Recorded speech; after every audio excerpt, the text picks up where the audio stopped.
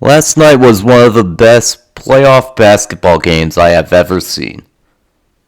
The Celtics won the game, forcing a Game 7 in this series. The Celtics won on a tip-in by Derek White with zero point 0.1 seconds left, which gave the Celtics a stunning game winner.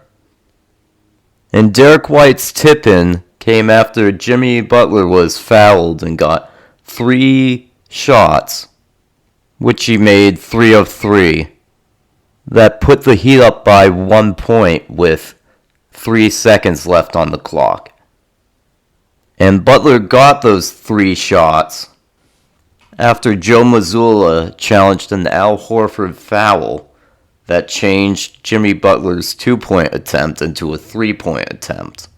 As for the other players, Jason Tatum had a pretty good game with 31 points, 12 rebounds, and 5 assists, but was struggling a little bit in the second half, which led to the close game. All the other Celtics starters played pretty good games. Jaylen Brown had 26 points and 10 rebounds on 9 for 6 from the field, but was in foul trouble through 3 quarters and was playing cautiously in the fourth.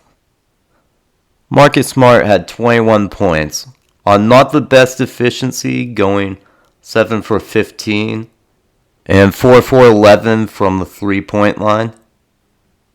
Derek White, besides his amazing game-winning tip-in, did not have the best game, scoring 11 points on 4 for 10 shooting.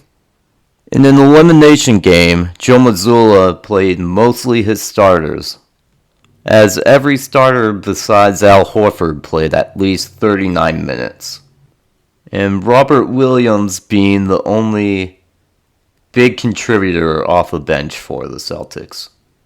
Robert Williams finished the game with 10 points and 7 rebounds with 1 block, but showed great defensive presence all night. It was pretty close for the whole game, but with 4.5 minutes left in the game and the Celtics up by 10 points, it looked like Boston was going to pull away and win this game by a big margin. And before this moment, Jimmy Butler was struggling in this game. But at that moment, Jimmy Butler stepped his game up and helped lead the Heat on a 10-point comeback.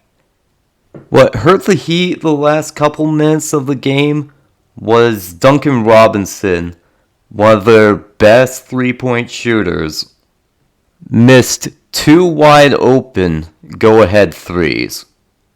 And even though it came down to the last defensive possession, you could argue that Duncan Robinson's 2 missed threes are the reason they lost the game.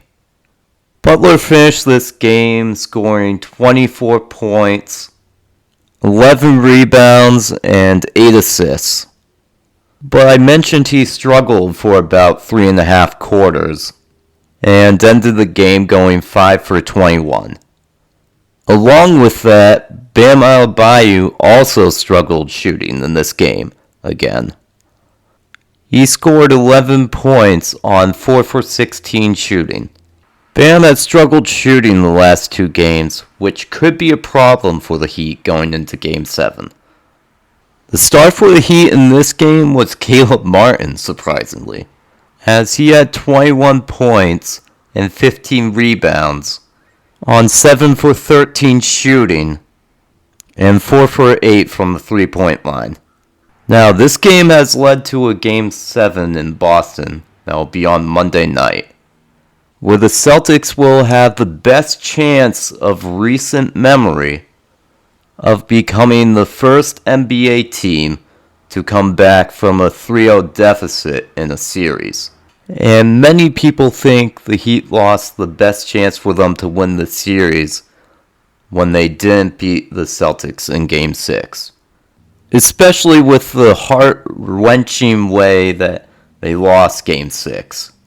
And because of those things, people are choosing the Celtics to make history on Monday night. I am also one of those people.